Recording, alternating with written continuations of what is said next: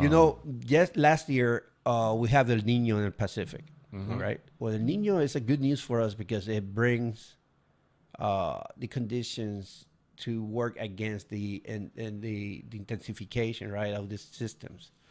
So we're expecting most of the scientists were like expecting to be a near normal or below normal event.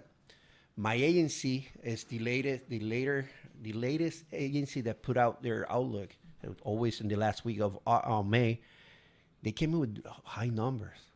So when the explanation they had was high numbers for number of storms, and number that outlook we do every year. Yeah. But those numbers were above average. I'm like, I knew it. I knew it because the waters were so warm. We're talking about 83 degrees from Africa to the Caribbean.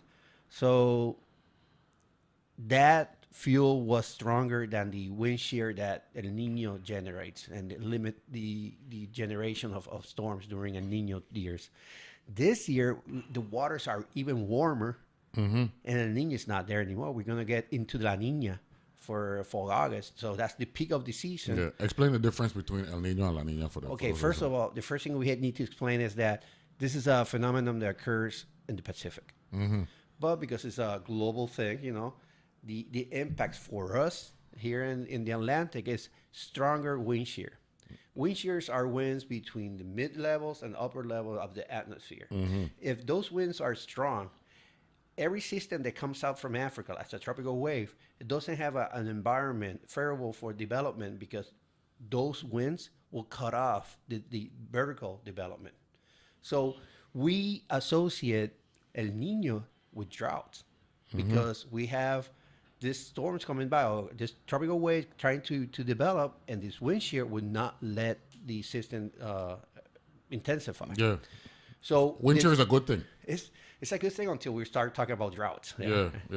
So I'm talking about as it relates to hurricanes.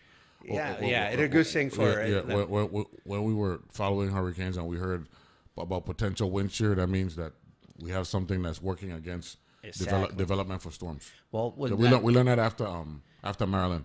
There's two other phases. The neutral is when it's shifting to La Niña or shifting to El Niño, and La Niña. And those two phases, those wind shears, die down. So every system, what we're thinking is every system that comes out, every tropical wave that comes out from Africa is going to get a better environment for development. So we have to watch out very closely. Not in the peak of the season. Now, we're not looking at August or September.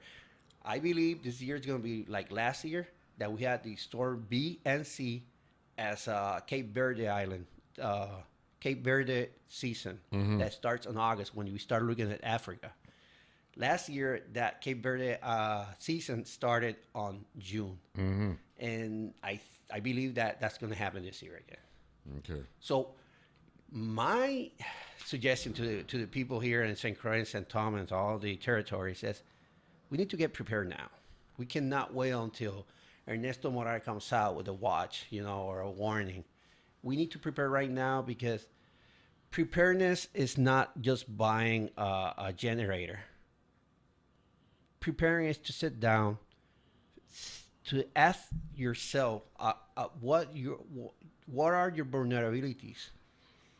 What is the impact the system or any system can have on you, on your family? And then sit down and do a family plan to know what to do before, during, and after the event. So we forget about the after. We just want to survive. That's good. But we need to think about, recovery and all that stuff.